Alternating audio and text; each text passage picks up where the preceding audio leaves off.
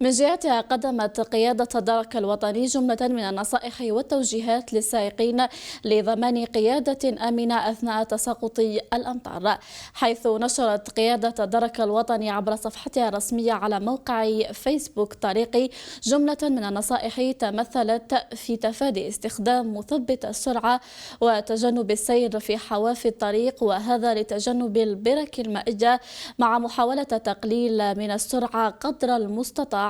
بالإضافة إلى تشغيل أضواء الوضعية نهارا وأضواء التلاقي ليلا مع تجنب الأضواء عالية الشدة في الطريق لأنها تنعكس على قطرات الماء وبالتالي تضعف من الرؤية. كما نصحت بترك مسافة الأمان مع المركبات الأخرى إلى جانب تجنب الفرملة الفجائية. أما في حالة انعدام الرؤية إلى الأمام واستحالة مواصلة القيادة، فنصحت قيادة الدرك الوطني بالتزام الجهة اليمنى من الطريق إلى غاية التوقف بجنب الطريق في مكان آمن إلى أن تصبح الرؤية واضحة.